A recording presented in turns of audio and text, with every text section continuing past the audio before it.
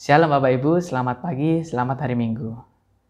Minggu pertama di bulan Juli, tetaplah untuk saling peduli meskipun keadaan belum terkendali karena Allah begitu mengerti.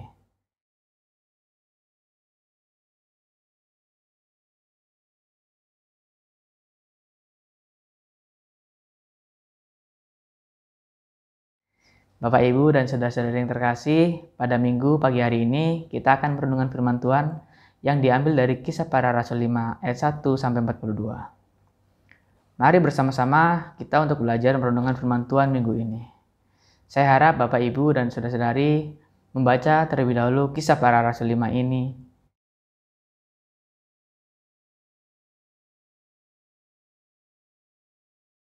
Kita sebagai orang Kristen harus hidup sesuai dengan apa yang telah diperintahkan Tuhan dalam kehidupan kita. Firman Allah lah yang menjadi pegangan dan pedoman dalam kehidupan kita. Kisah Rasul 5 ini diawali dengan sepasang suami istri yang bernama Ananias dan Safira yang bersekongkol untuk mendustai Allah.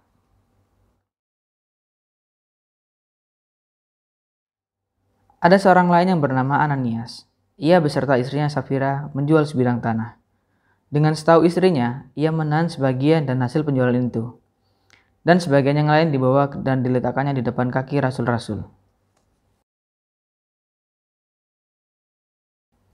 Ayat yang ketiga, tetapi Petrus berkata, Ananias, mengapa hatimu dikuasai iblis, sehingga engkau mendustai Roh Kudus dan menahan sebagian hasil penjualan tanah itu?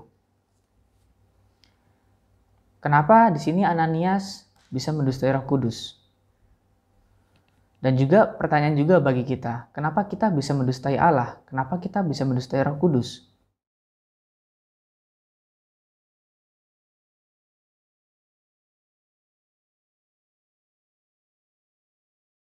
Jawabannya adalah kedagingan kita masih terikat dengan dunia ini.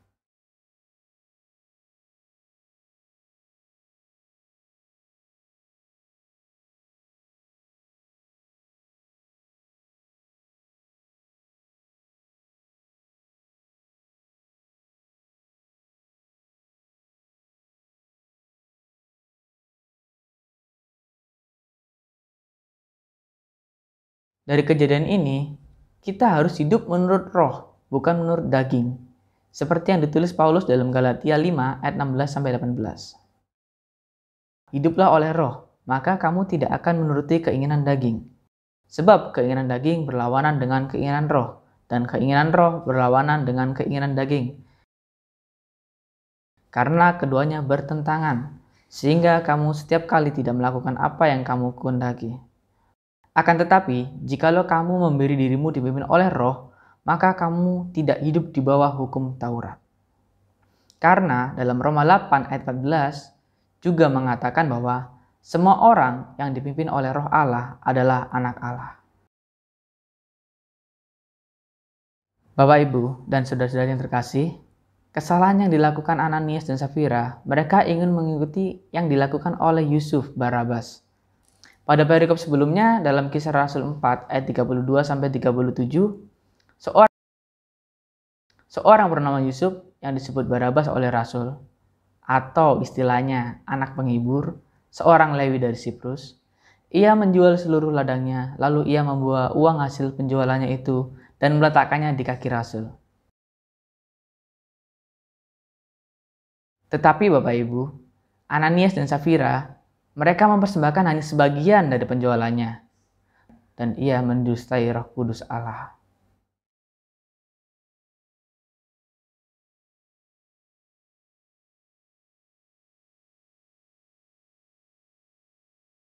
Selama tanah itu tidak dijual, bukankah itu tetap kepunyaanmu? Dan setelah dijual, bukankah hasilnya itu tetap dalam kuasamu? Mengapa engkau merencanakan berbuat itu dalam hatimu?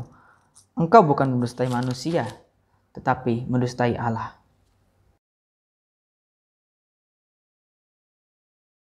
Bapak Ibu, seketika itu juga setelah mendengar perkataan itu, langsung meninggallah Ananias. Semua orang yang melihat kejadian itu begitu amat ketakutan.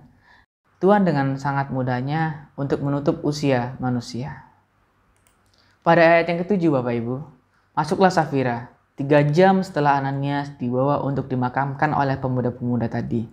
Sayang sekali, dia tidak tahu kalau baru saja suaminya meninggal dunia akibat mendustai Roh Kudus Allah. Dengan lantang dan tegas, Petrus langsung menanyakan kepada Safira. Demikian bunyinya. Katakanlah kepadaku, dengan harga sekiankah tanah itu kamu jual? Jawab perempuan itu, betul sekian. Kemudian kata Petrus, mengapa kamu berdua bersepakat untuk mencuri Roh Tuhan? Lihatlah orang-orang yang baru mengubur suamimu berdiri di depan pintu dan merasa akan mengusung engkau juga keluar.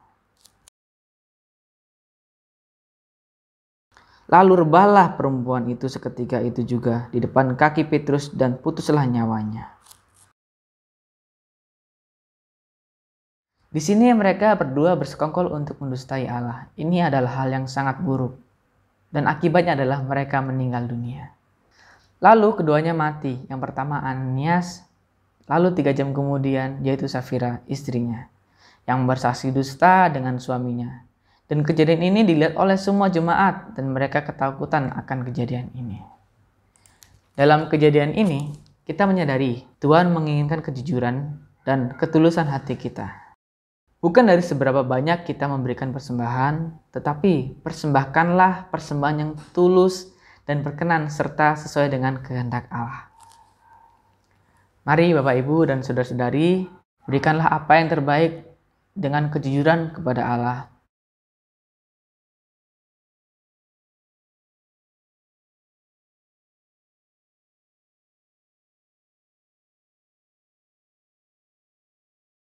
Bukan yang terbaik menurut manusia, tetapi menurut Allah.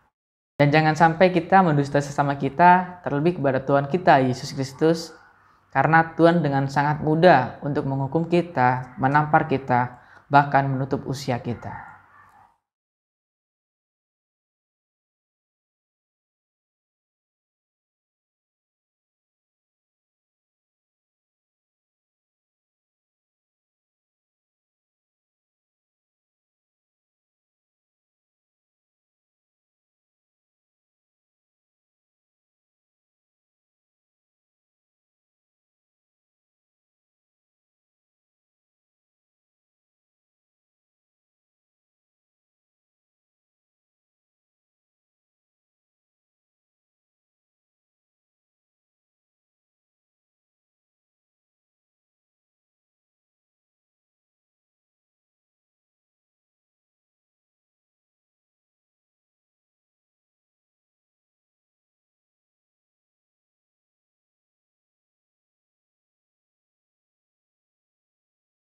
Mari kita baca ayat 12-14 terlebih dahulu.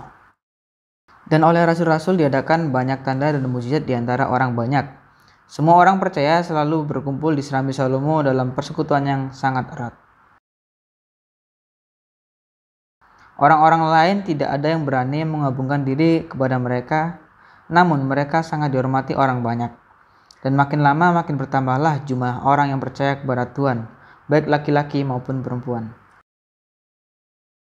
Di perikop ini Bapak Ibu, Petrus dan rasul-rasul mengadakan berbagai banyak mujizat. Bagaimana dengan kita?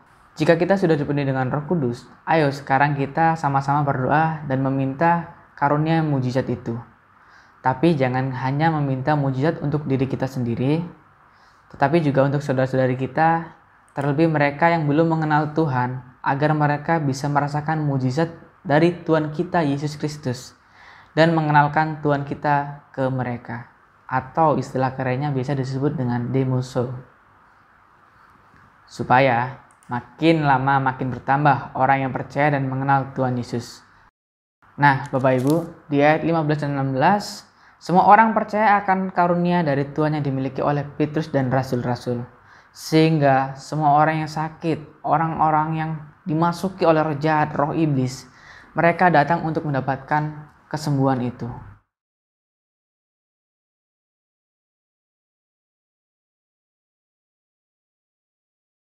Hanya dengan bayangan Petrus akan menyembuhkan mereka. Hal ini mirip dengan seorang yang memegang jubah Tuhan Yesus yang pada akhirnya dia sembuh. Hanya memegang dengan iman yang percaya, dia disembuhkan Bapak Ibu. Mari kita baca dalam Matius 9 ayat yang ke-20. Pada waktu itu, seorang perempuan yang sudah 12 tahun lamanya menderita pendarahan, maju mendekati Yesus dari belakang dan menjamah jubahnya. Karena katanya dalam hatinya, asal kujamah saja jubahnya, aku akan sembuh. Tetapi Yesus berpaling dan memandang dia serta berkata, teguhkanlah hatimu, hai anakku, imanmu telah menyelamatkan engkau. Maka sejak saat itu sembuhlah perempuan itu. Sekarang bagaimana dengan kita? Sudahkah kita meminta karunia tanda-tanda dan mujizat kepada Tuhan kita Yesus Kristus? Mari Bapak Ibu dan saudara-saudara yang terkasih, kita bersama-sama dan bersungguh-sungguh untuk meminta karunia itu, agar kita bisa menjadi saksi Tuhan bagi orang di sekitar kita, di lingkungan kita, negara kita, bahkan ke seluruh dunia. Seperti Petrus dan Rasul-Rasul yang menjadi saksinya, sesuai dengan Kisah Para Rasul 1 ayat yang ke-8. Dan kamu akan menjadi saksiku di Yerusalem, di seluruh Yudea, Samaria, sampai ke ujung dunia.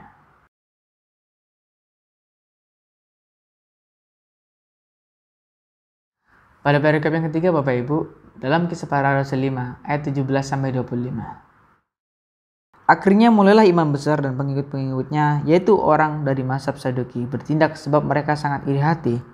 Mereka menangkap rasul-rasul itu, lalu memasukkan mereka ke dalam penjara kota.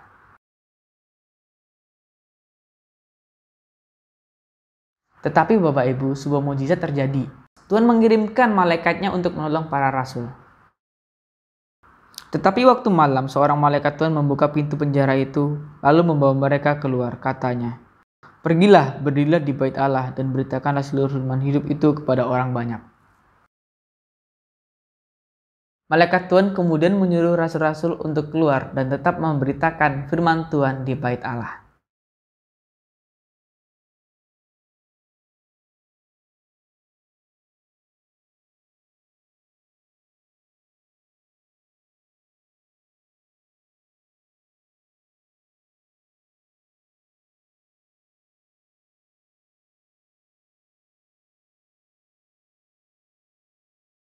Di kondisi seperti saat ini Bapak Ibu, di mana masih banyak menyebar luasnya virus COVID-19, bukan berarti kita berhenti atau hal ini menjadi penghalang kita untuk melayani Tuhan. Tetapi kita harus berhikmat, meminta pimpinan Roh Kudus agar kita tetap bisa melayani dan menyebarluaskan firman hidup sesuai dengan kehendak Tuhan kita Yesus Kristus. Di ayat yang ke-21, Petrus dan rasul-rasul mengikuti arahan malaikat Tuhan. Akhirnya tetap mengajar dan melayani di bait Allah. Mari kita baca ayat yang ke-22. Tetapi ketika pejabat-pejabat datang ke penjara, mereka tidak menemukan rasul-rasul itu di situ. Lalu mereka kembali memberitahukan. Katanya, kami mendapati penjara terkunci dengan sangat rapinya, dan semua pengawal ada di tempatnya di muka pintu. Tetapi setelah kami membukanya, tidak seorang pun yang kami temukan di dalamnya. Sebenarnya imam besar dan pengikut-pengikutnya serta mahkamah agama melihat mukjizat yang dari Tuhan. Tetapi mereka tidak peka bahwa Tuhan melindungi rasul-rasul yang diutusnya untuk memberitakan Injil ini.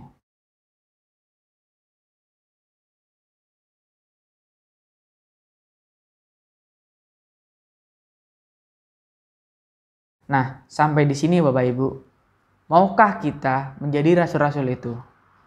Untuk memberitakan Injil, meskipun ada penolakan dari orang luar, bahkan orang-orang terdekat kita.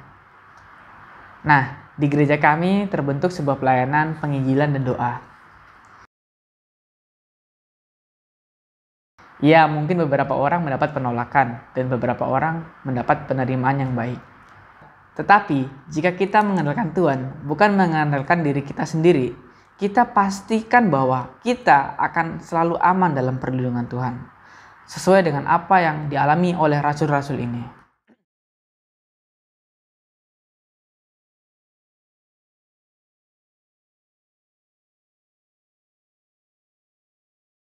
Saya sedikit sharing dengan pengalaman apa yang pernah saya rasakan waktu saya membantu untuk mengenalkan Tuhan yang ada di Belitung.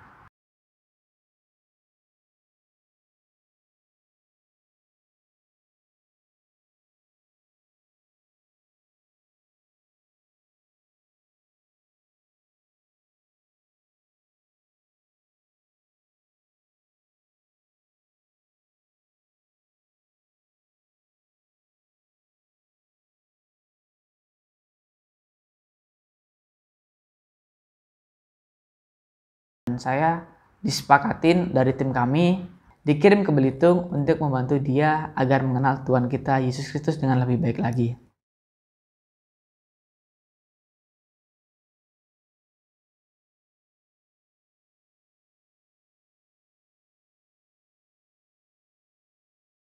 Nah, kejadian yang saya alami waktu di Belitung itu pertama kali saya mendapat intimidasi dari berbagai pihak.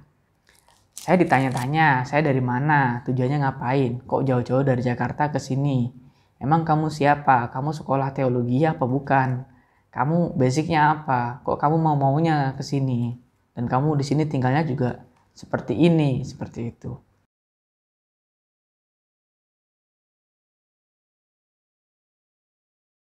Dan saya sempat ngedown banget karena saya ingat lagi, basic saya nggak ada teologi ya, dan basic saya nggak ada tentang belajar Alkitab yang begitu dalam banget. Dan sempat juga saya ketemu dengan kepala 7 gereja yang ada di tempat itu. Dan awal saya diajak ngobrol berdua dengan dia, dia menanyakan berbagai hal terhadap saya. Mengenai tentang aturan-aturan gereja, mengenai tentang pembaptisan yang sebenarnya, mengenai tentang berbagai hal lah, intinya banyak.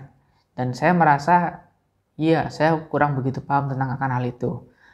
Dan pada saat itu saya, waktu ngobrol, saya berdoa kepada Tuhan, Tuhan kasih saya agar saya bisa teguh dan kuat dan memiliki jiwa yang tidak takut dan saya bisa menjawab semua pertanyaan yang dia lontarkan.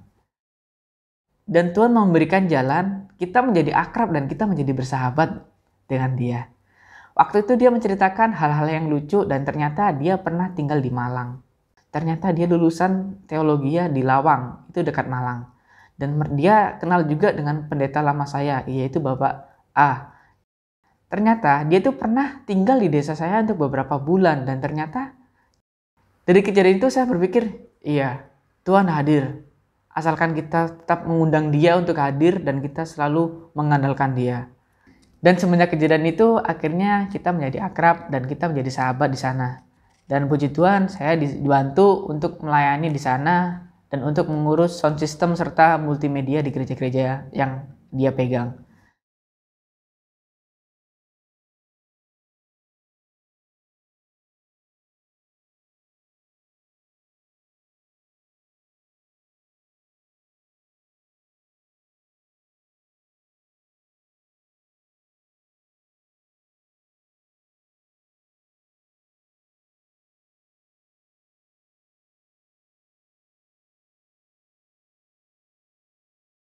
Mari Bapak Ibu, kita bersama-sama untuk belajar menjadi pelayan Tuhan yang tulus dan berkenan di hadapan Tuhan.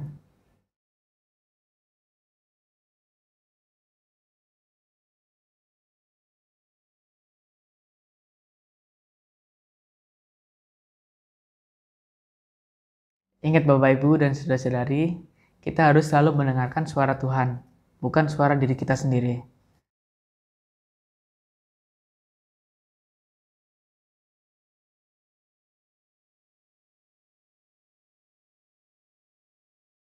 Setelah Petrus dan rasul-rasul dimasukkan penjara dan ditolong oleh malaikat Tuhan, mereka bukannya takut dan gentar dalam mengajar dan memberitakan firman Allah, sehingga membuat imam besar itu semakin cemas dan kesal.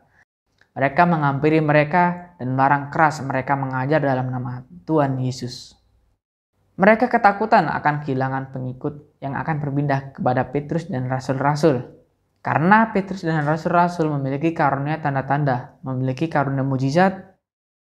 Mari kita baca ayat yang ke-28.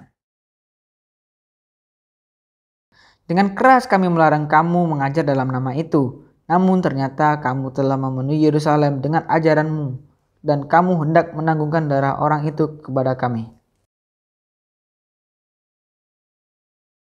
Waktu Petrus mendapat teguran keras dari imam besar dan mahkamah agama, kemudian Petrus dan rasul-rasul menjawab dengan penuh hikmat dan dengan lantang.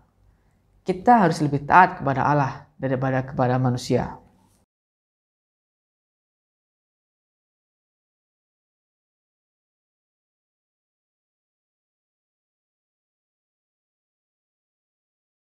Setelah imam besar dan mahkamah agama mendengar apa yang dikatakan Petrus dan rasul-rasul, mereka langsung kena mental.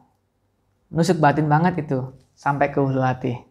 Sehingga mereka merencanakan untuk membunuh Petrus dan rasul-rasulnya.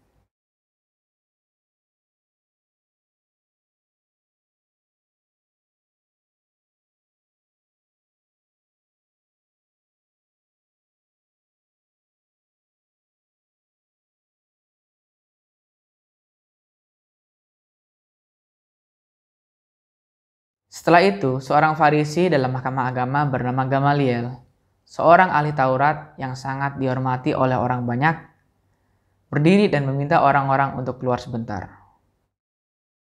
Sesudah itu ia berkata kepada sidang, "Hai orang Israel, pertimbangkanlah baik-baik apa yang hendak kamu perbuat terhadap orang-orang ini."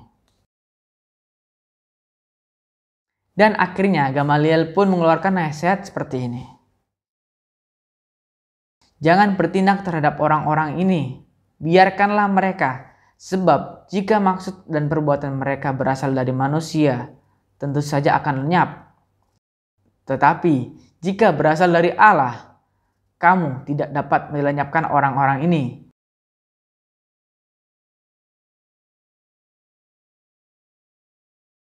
Dan kemudian mereka memanggil rasul-rasul itu dan menyesah. Kemudian mereka memanggil rasul-rasul itu dan menyesah mereka, melarang mereka mengajar dalam nama Yesus. Dan setelah itu mereka dilepaskan. Pada akhirnya Bapak Ibu, Petrus dan rasul-rasul meninggalkan sidang mahkamah agama dengan sangat gembira.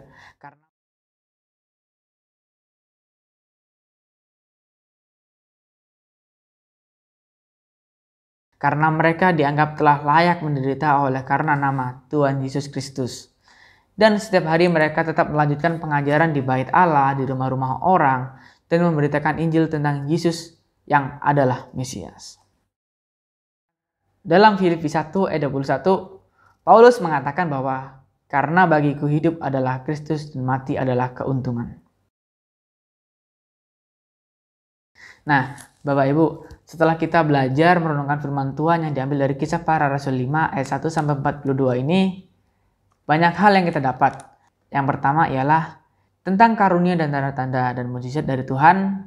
Kita harus meminta karunia itu agar kita juga bisa memberitakan ke orang-orang yang belum mengenal Tuhan kita, sehingga mereka bisa mengenal Tuhan kita melalui dengan karyanya. Dan yang terakhir, jika kita melayani Dia dengan kehendaknya, kita akan mendapatkan perlindungan penuh dari Tuhan kita Yesus Kristus.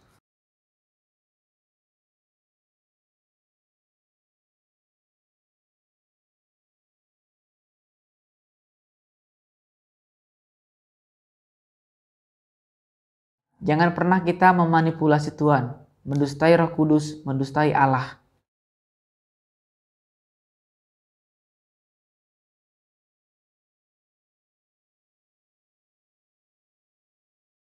Terima kasih, Tuhan Yesus memberkati.